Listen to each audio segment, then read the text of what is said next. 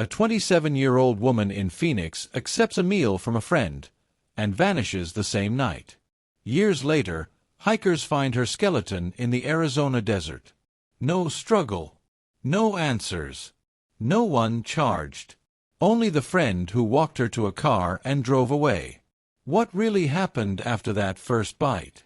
A 27-year-old woman walks into a small cafe near a Greyhound station in Phoenix, Arizona, and is never seen alive again. No struggle. No broken doors.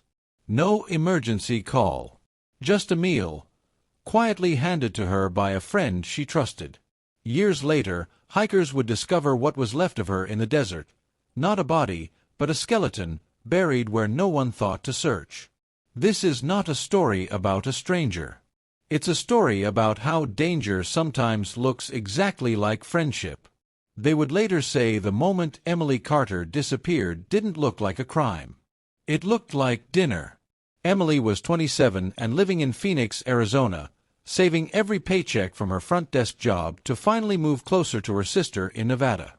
On a warm Thursday evening, she agreed to meet an old college friend, Brianna Miles, at a small cafe beside the Greyhound terminal on Van Buren Street. It was supposed to be a quick catch-up. Brianna arrived late, and strangely cheerful. "I brought you something," she said, sliding a takeout container across the table. "You always loved this place." Emily laughed, embarrassed by how hungry she was. The smell of honeyed sauce and grilled chicken filled the air. She never noticed Brianna wasn't eating. 2 bites in, Emily's smile faded. Her hand trembled. "Did they change the recipe?" she joked softly. By the 3rd bite, her vision blurred. The cafe lights stretched into streaks. A nearby customer later told police Emily tried to stand, swaying as if drunk. Brianna rushed to her side. "It's okay," she whispered. "I've got you." And together, they walked out. Emily Carter was never seen in Phoenix again. The first mistake police made was assuming Emily Carter left on her own. Security cameras outside the cafe in Phoenix, Arizona showed Brianna Miles guiding Emily toward a dark blue sedan parked across the street. Emily's head hung low, her steps slow and uneven.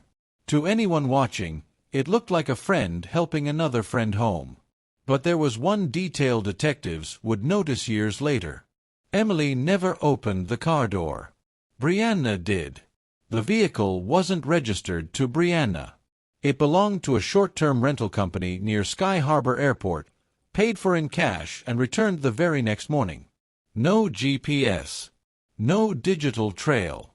No damage. Inside the cafe, Emily's purse sat untouched beneath her chair.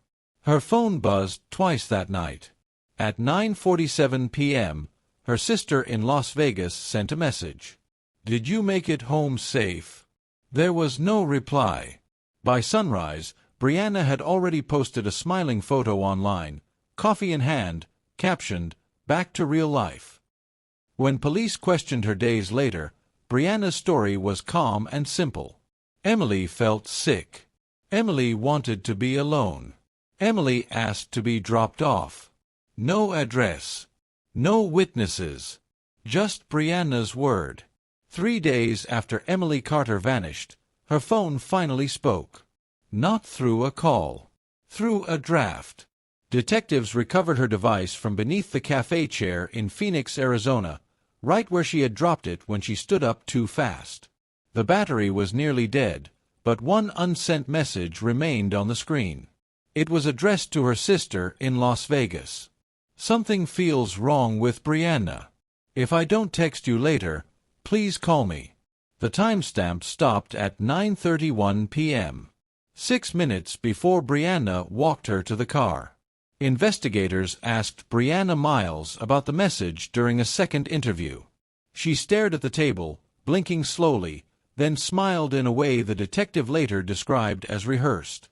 "She was just anxious," Brianna said. "Emily always overthinks." But phone records showed something else. At 9:29 p.m., while Emily sat inside the cafe, Brianna had stepped outside and made a 40-second call. The number wasn't saved in her contacts. It belonged to a prepaid phone purchased that same afternoon at a gas station on Interstate 10. When police traced the line a week later, it was already disconnected. Emily had felt it. Whatever was about to happen had already been arranged. The second person connected to Emily Carter's disappearance was never meant to be seen. Across the street from the cafe in Phoenix, Arizona, a broken traffic camera captured only 3 usable frames from that night. The footage was useless at first, too dark, too grainy, until a detective slowed it down. In the background of the shot, near the rental sedan, a man leaned against a light pole. He never entered the cafe, never checked his phone, never moved closer. He was already waiting. At 9:37 p.m., Brianna Miles appeared on the edge of the frame, guiding Emily toward the car. As they crossed the lot, the man straightened and opened the back door. Brianna did not look surprised. When investigators showed Brianna the image during questioning, her shoulders tightened. She claimed she had never seen the man before and insisted the car had been empty when she approached it. But the camera told a different story. The man entered the vehicle first. Emily followed. Brianna got in last. Police would later confirm the prepaid phone used by Brianna had pinged off the same cell tower as a second prepaid device, standing in that very parking lot. Waiting. 4 months, the man in the parking lot was listed as unknown male number 1. Then a routine traffic stop in Tucson, Arizona changed everything. A state trooper pulled over a silver pickup for a broken taillight. The driver handed over a temporary ID card under the name Daniel Reeves, age 34. When his plate was run, the truck came back clean. But the prepaid phone in his cup holder didn't. Its serial number matched the second burner phone traced to the cafe parking lot the night Emily Carter vanished. Daniel Reeves, a construction subcontractor who floated between job sites in southern Arizona and western New Mexico. No criminal record. No obvious reason to be linked to Brianna Miles. Until investigators checked old social media. 3 years earlier, Brianna had posted a photo from a charity fundraiser in Tempe, Arizona. In the background, half hidden behind a balloon arch, stood Daniel. Same jawline. Same tattoo along his wrist. When detectives asked Brianna about him, she paused. "Just someone I met once," she said. But phone data told a louder story. In the 6 weeks before Emily disappeared, Brianna and Daniel had exchanged over 40 short calls. All under 1 minute. All late at night. Daniel Reeves did not drive toward a city. He drove away from one. Cell tower records placed his burner phone heading east out of Phoenix, Arizona, less than 15 minutes after Emily Carter was last seen on camera. The signals jumped from tower to tower along a quiet stretch of U.S. Route 60, moving deeper into open desert. No hotels. No gas receipts. No traffic cameras. Just darkness. At 11:12 p.m., the phone stopped moving. It went silent near a remote turnout outside Globe, Arizona, a place locals used to park and watch the stars. Investigators searched the area weeks later. The dirt was windswept and hard, untouched by tire tracks. Whatever had happened there had not happened recently, or had been carefully erased. What made the location even more disturbing was its connection to Brianna. 2 months before Emily vanished, Brianna had searched directions to that exact turnout from her apartment in Phoenix. The search history was still buried in her phone cache. When confronted, she broke eye contact. "I just like road trips," she whispered. But there was no record of her ever going there. Until the night Emily disappeared. 4 years passed. Emily Carter slowly became a faded missing person poster in Phoenix, Arizona, sun-bleached, curling at the edges inside police files and family scrapbooks. Then, in early spring, 2 hikers cut across a narrow wash near the old turnout outside Globe, Arizona. They weren't looking for anything. One of them almost tripped over it. A long, pale shape half buried beneath loose rock. At first, they thought it was driftwood. It wasn't. By the time county deputies arrived, the wind had cleared enough sand to expose a human rib cage. A few feet away lay a skull, cracked along one side. No clothing, no purse, no phone, just bones. The location matched the final cell ping from Daniel Reeves' burner phone the night Emily vanished. Dental records confirmed what Emily's family had feared for years. The remains belonged to Emily Carter, age 27. But the cause of death could not be determined. Too much time, too much exposure, too little evidence left behind. Yet one detail quietly terrified the investigators. There were no signs of a struggle in the surrounding ground. Emily had not fought there, which meant whatever took her life likely happened somewhere else. The break in Emily Carter's case didn't come from the desert. It came from a nurse in Phoenix, Arizona, who remembered a strange question. 4 years earlier, 2 days before Emily vanished, a young woman had walked into an urgent care clinic complaining of dizziness, nausea, and sudden muscle weakness. Her chart showed she had left before being fully treated. Her name was Emily Carter. When detectives reopened the medical file after the remains were identified, one note stood out. Patient reports sudden symptoms after eating food provided by a friend. At the time, it meant nothing. Now, it meant everything. The nurse remembered Emily describing a sweet, bitter aftertaste that wouldn't go away. A toxicologist reviewed the symptoms. The timeline. The rapid weakness. The confusion. The expert quietly told investigators the same thing. This did not look like food poisoning. It looked like exposure to a fast-acting sedative, something that could be mixed into a meal without changing the appearance too much. The problem was simple. After 4 years in the Arizona desert, no tissue remained to test. But the story of that first bite suddenly made sense. Brianna Miles didn't realize she had kept the most dangerous evidence of all. A digital receipt. When detectives subpoenaed her email records, one purchase from the afternoon Emily Carter disappeared stood out.